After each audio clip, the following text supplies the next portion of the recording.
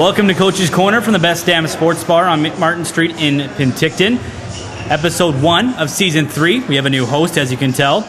We'll talk about the weekend in Prince George, a win and a loss. Talk about Vernon Westside coming up on the schedule.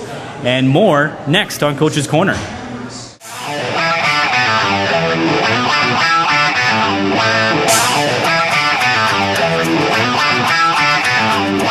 Direct from the Best Damn Sports Bar on Martin Street in Penticton, this is Coach's Corner. It's time for your weekly fill of Vees conversation with members of the Vees organization, fans, and local media. And let's get to your hockey talk with the Vees head coach Fred Harvinson and your host, Fraser Rogers.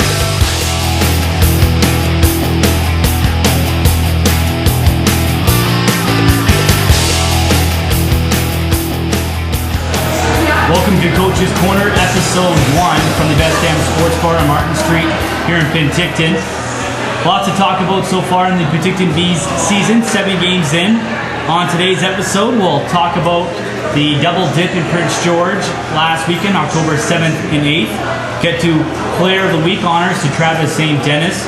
Also talk about the CJHL rankings. The Vees are back in the top 20. Injury updates, just one V still out due to an injury. And also we'll get to our media panel in our final segment to talk about the upcoming games against Westside and Vernon. We'll preview both those games as well. Fred Harvinson joining us here in the program. Let's talk about the weekend. First off, a win on Friday, a 5-2 win, and a pretty solid road effort considering the fact that it was an 8-hour bus ride to start the day. Yeah, I thought for the, considering the long trip, as you mentioned, I thought we didn't have a sluggish first period. I thought both teams were kind of feeling each other out. If there was anything, maybe had to get a little bit of, the bus legs out in the first 5 to 10 minutes, but we didn't let it affect us. And I thought if we could get out of that first period even or ahead, we'd be in good shape. And I thought as the game went on, I thought we picked up steam and had a very solid second and a very good third period. Talk about one player in that game, Mike Garte, likes to play in his hometown Prince George. In his career now, 3-0. Another solid performance there. Looked like the Mike Garte I think a lot of people saw last year.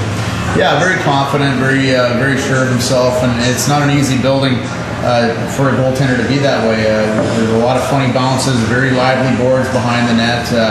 And so he was very familiar with how the boards play there, and it didn't affect him at all. He looked like the home goaltender there for sure. And so, when you have a guy back there, and that's why we went out and got him, an older guy that's been in the league a while now.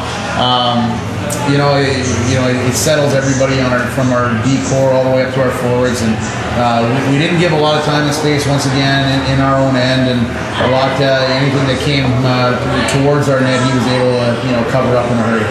Joey Bennick got a goal in the game.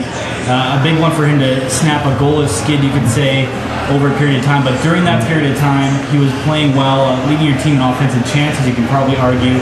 So it's nice to see number 9 get a goal to his team. Yeah, it was a goal scorer's goal. I mean, he comes in off the backside there and just lifts it over the goaltender's pad. So he's been getting a ton of chances. He needed to get rewarded, which he did, and I'm sure he felt great about that. And we did as a hockey club. We need Joey to score. He does a lot of good things, but we need him to put pucks in the net. One nice goal in that game. Travis St. Dennis had one. A nice tic-tac-toe play with Connor Riley and Mario Lucci. We'll talk about them later in the segment, but that line right now seems to develop some chemistry that I don't know if any team can match when it comes to 3 players playing so well together. Yeah, it's funny, as a coach it's tough because they are so creative and they do a lot of things, and there's times where maybe you want to you don't want to put handcuffs on them, but one of the things we're trying to teach them right now is the time of the game, the score of the game, as far as when they're going to take their chances. And but like I said, you don't want to put handcuffs on them because then they go out and make plays like you saw in that one goal. And that line itself probably has a whole highlight reel full of goals, and we're only not even 10 games into the season. It's a radio broadcaster's nightmare trying to describe the creativity of that line on any given night. Okay, the next night you win the game, that one 5-2, 4th straight win. You look for 5 on Saturday. And it's always tough to win in the same building 2 nights in a row, especially in Prince George. A unique game, a lot of chances for your team. I thought you outplayed Prince George a long period of time, but still a short in on a 5-4 overtime loss. Yeah, a couple things played into it. I think is, one, as you mentioned, it's never easy to, it would have been a third game in a row beating them, and like you said, second in their own building. So you got to give them credit for hanging in there.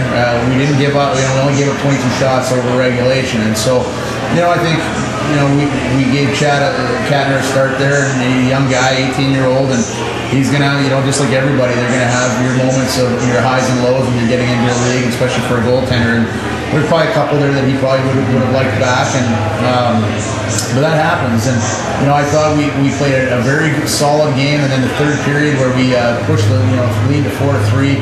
I thought we were playing an outstanding third period on the road Saturday night.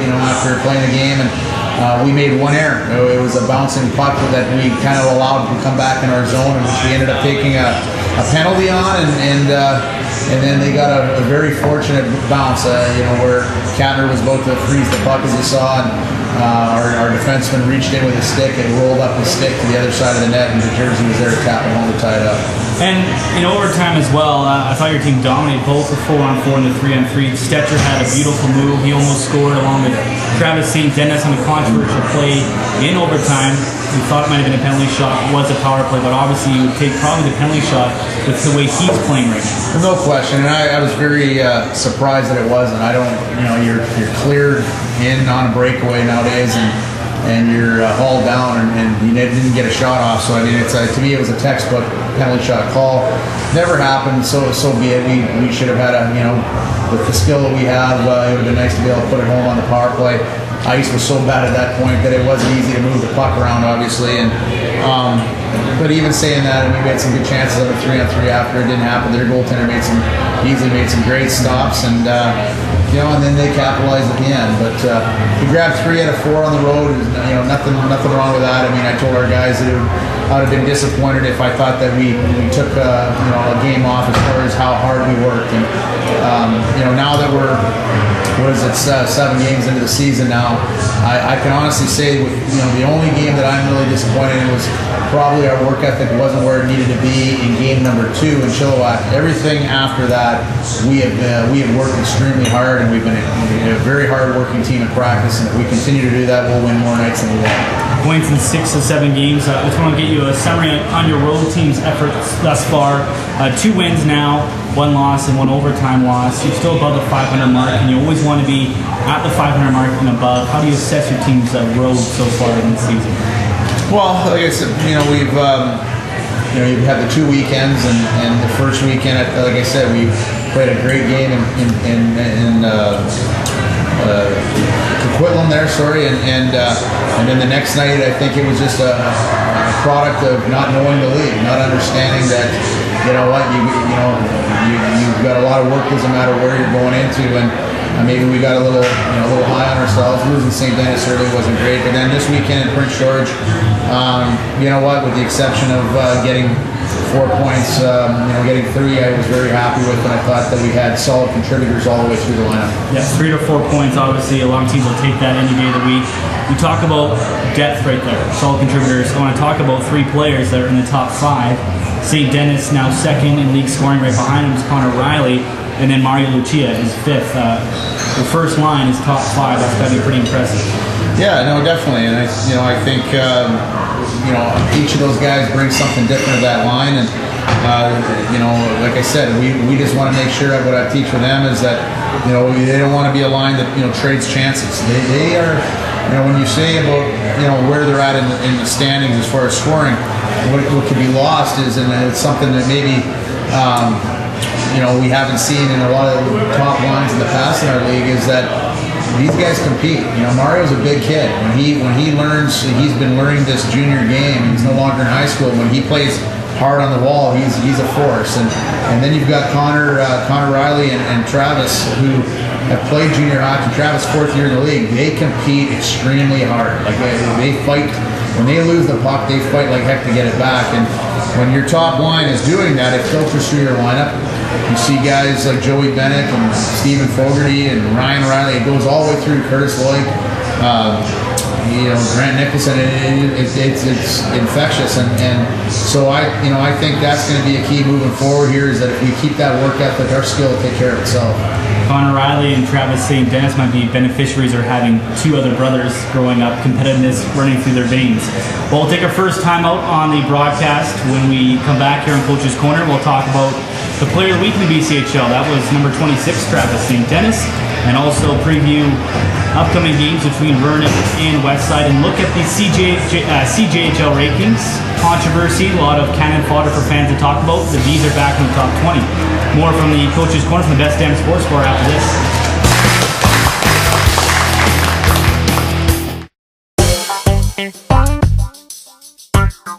Here's a look at the Vees' upcoming schedule.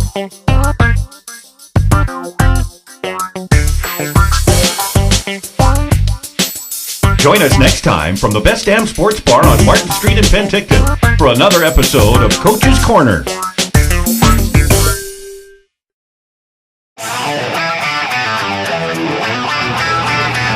back to Coach's Corner, powered by the Source Summerland and Divine Hammer Computers.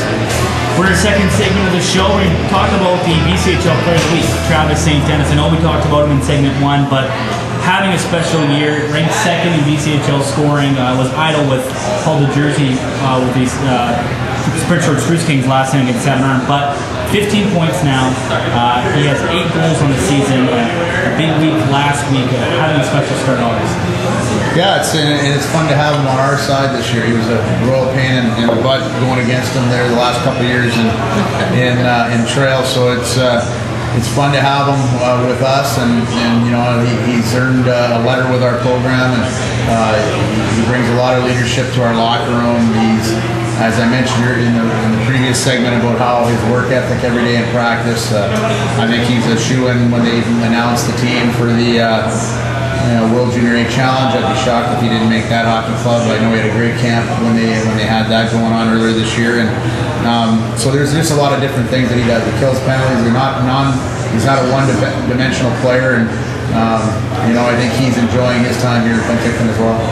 Okay, let's talk about something that's always a hot-button topic with fans across BCHL, I'm sure across Junior A in Canada, is the Canadian Junior Hockey League's weekly or bi-weekly top 20 rankings of the top 20 teams in Junior A hockey.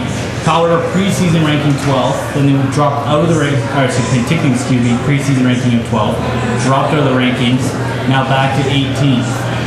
Fans always want to argue, one league compared to the other. How do coaches look at the rankings right now? And does it mean a lot, or is it just something good for the program when it comes to recruiting? Well, I think it's good as far as the fans. It gives them something else to get excited and interested in, and any publicity is good publicity, right? So people are going to argue the different leagues, which one's better, which teams are better. As a coach, we don't spend a lot of time worrying about that because it really doesn't mean much. You did hit one button there, is that if you are high in there, you can always use it as a recruiting tool. You always twist things the way you want to make it look good for your program. But I listen to some people talk, and they're trying to figure out why certain teams should be where they're at, and I guess they have a formula, where it comes from. But when you talk about the different leagues, the one issue with Canada, with the Junior A Hockey Canada, is that it's not a level playing field. Every league is built differently. If you look at Alberta, Saskatchewan, and even Manitoba, there's a lot more older players in those leagues. So to say that they can't compete with the BCHL, of course they can. You play them in a one-game shot or even in a series, they may have 9 20-year-olds on their team or whatever it is, and it definitely could change the outlook of the hockey game. And I think where you see in our league, one of the things that we're trying to definitely do here in Penticton is hang our hat on developing players that have a chance to maybe move on to college or move on to the National Hockey League after, and so to get those high-profile kids, you have to get them at a younger age, and so that's where when you talk about which league's better and which has the most players going on and stuff. There's a lot of different things that people just don't realize that goes into it. So but you know what? Like I said, I think it's great, office talk, and it gets people talking about junior A hockey, and that's great for our game. And great for the fans to debate as well. Okay, let's talk about an injury update. We saw Chad Banner come back on the weekend and looked like he didn't miss a beat. Played very well, I thought, both Friday and Saturday. Shane Hanna still nicked up. How is he progressing right now? Well, first, Banner, I thought it was probably the best weekend he's had as a Penticton D. I thought he was outstanding. He was great again today in practice, but him and Kyle Boyle were great this past weekend. And Shane Hanna, he's still day to day right now. I mean, he's practicing with us, and upper body injury, and we're just we're taking her slow.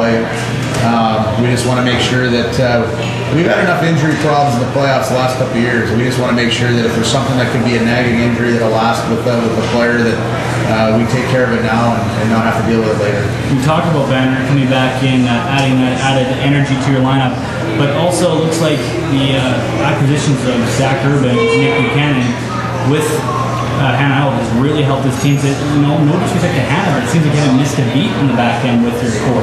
Yeah, well, you need to have depth on your back end if you're going to go anywhere at the end of the year, and so we kind of laugh as a staff, thinking we can't believe how we were able to play any exhibition or even that first weekend without those two guys. I mean, we were pretty thin on the back end. And now you add two guys that are 6'3".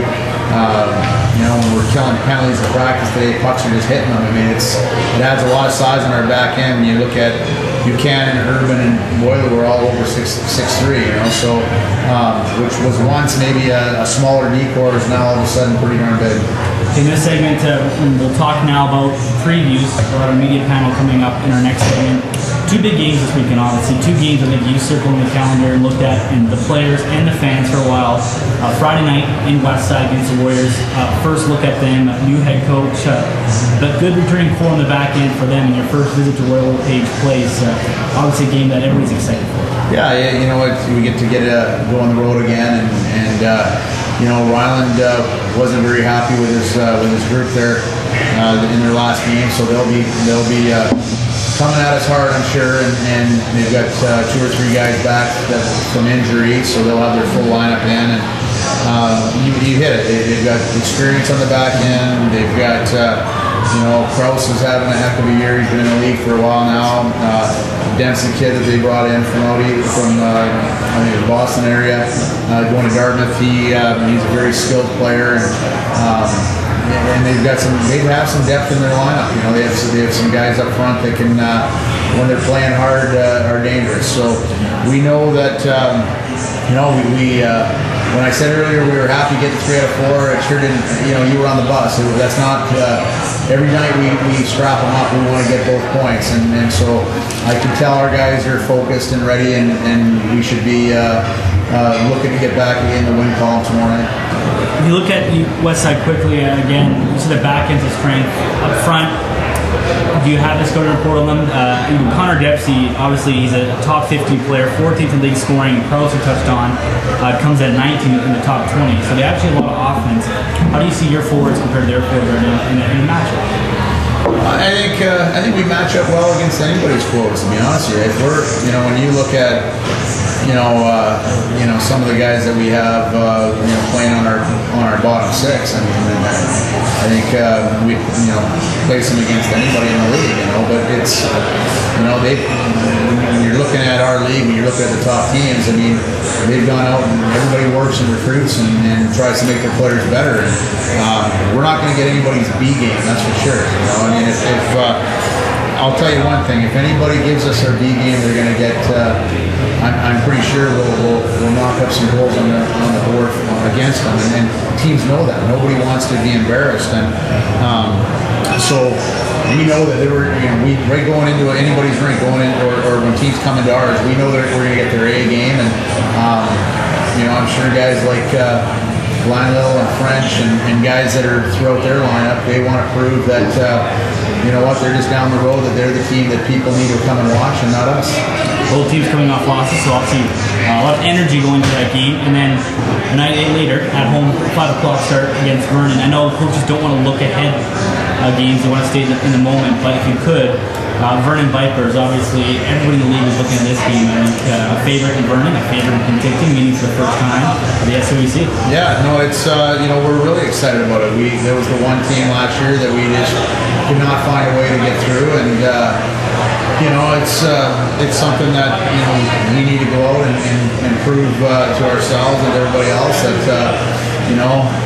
all the great things that Vernon has done in the last couple of years, that time is done, and that we need to be grown up enough to understand that you can't be afraid of success and afraid of pushing somebody out of the way, and that's what we need to do. We need to understand that this is our time, and the only way that's going to happen is if we look at teams like Westside, look at teams like Vernon, and say, get the heck out of our way.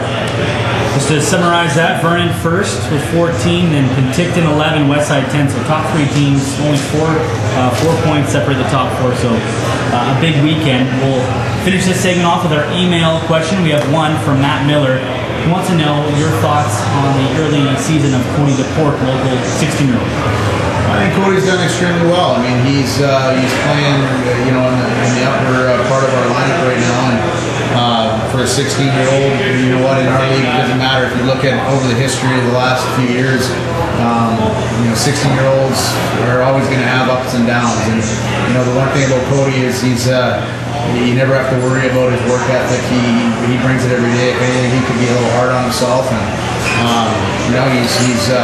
he's chipped in a few points for us. But more importantly, we watched on Friday night. He's probably one of the most defensively responsible players on the ice. And being a smaller stature player, that he's got to bring intensity every time he steps on the ice, and he's got to be smart with his positioning. He's done that, and he's one of those guys that you love to coach. And love to watch. He was our hardest worker on Friday night. He had a great performance, he said, defensively as well. I'll wrap up segment 2. When we come back, it'll be our esteemed media panel. Manuel Sequeira stops by. He will talk with Fred Harbinson and myself, and we'll wrap things up from here on another episode of Coach's Corner. More from the Best Damn after this.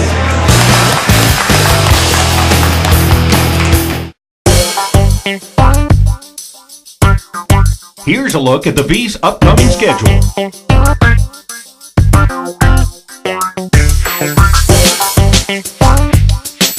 Join us next time from the Best Damn Sports Bar on Martin Street in Penticton for another episode of Coach's Corner.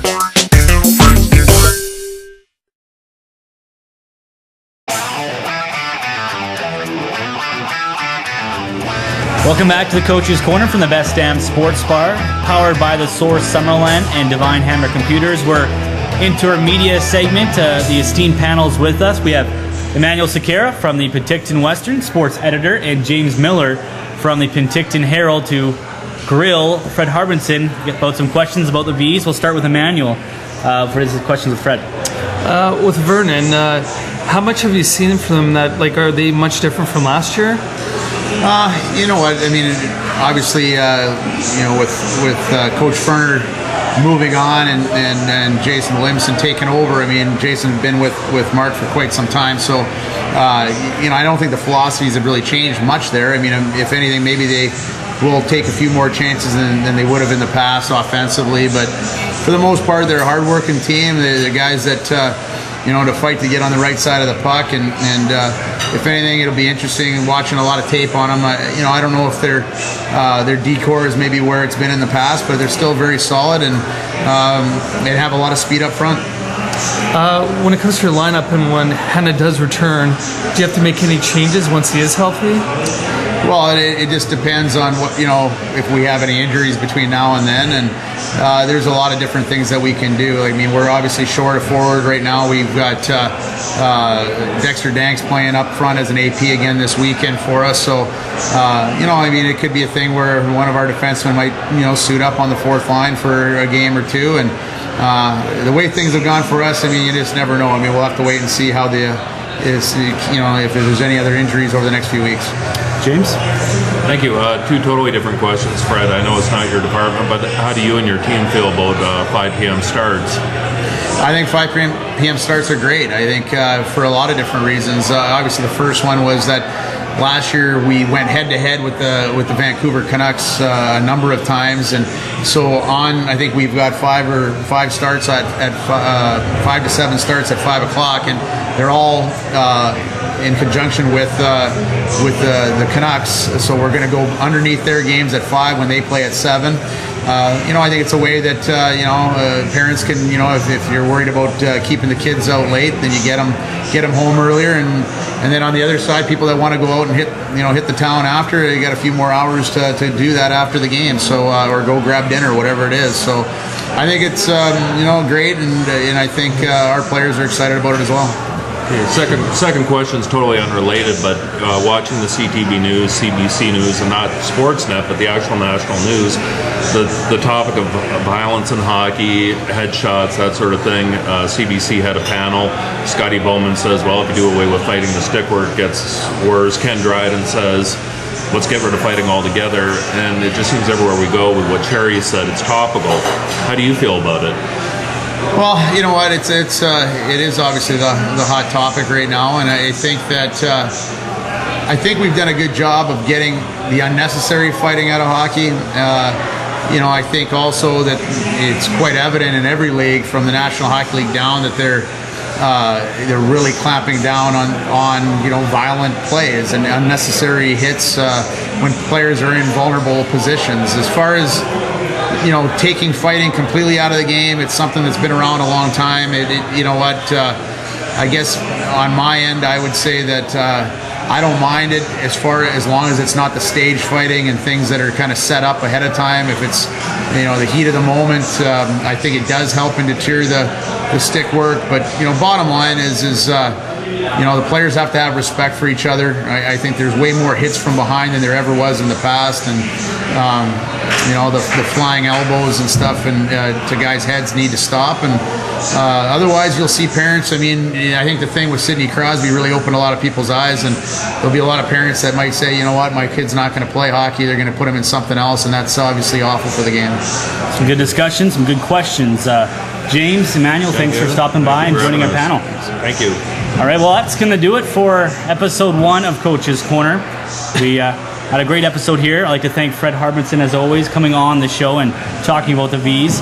We'll come back next week, next Thursday, right here at the Best Damn Sports Bar, and we'll have lots to talk about. We'll talk about the West Side and Vernon matchups. We'll look ahead to next week as well with a game against the Trail Smoke Eaters and another big weekend ahead at home. So this has been the Best Damn Sports Bar, Coach's Corner, powered by the Source Summerlin and the Divine Hammer Computers. I'm your host, Fraser Rogers.